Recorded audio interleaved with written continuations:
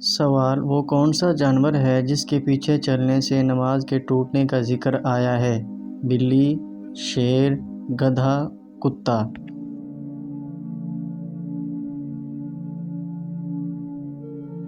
تو اس سوال کا صحیح جواب ہے کتے کے پیچھے چلنے سے۔ حضرت سلیمان علیہ السلام کے جانور کس کے حکم سے کام کرتے تھے؟ اپنی مرضی سے، لوگوں کے حکم سے، کوئی نہیں، اللہ کے حکم سے۔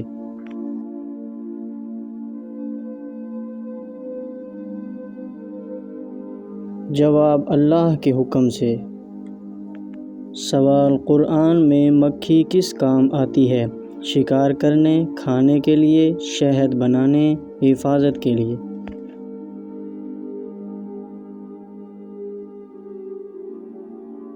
تو اس سوال کا جواب ہے شہد بنانے کے کام آتی ہے۔ سوال: حضرت نوح کی کشتی میں جانور کیوں رکھے گئے؟ کھیل کے لیے، حفاظت کے لیے، کھانے کے لیے، نسل بچانے کے لیے؟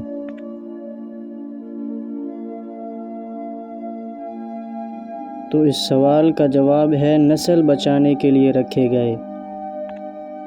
سوال: قرآن میں کون سا جانور پانی میں رہتا ہے؟ گھوڑا، طوطا، مچھلی، بکری؟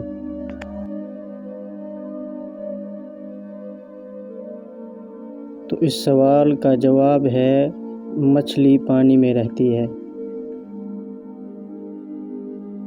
سوال: سب سے زیادہ پیداوار والا جانور کون سا تھا؟ شیر، اونٹ، کتا، بکری؟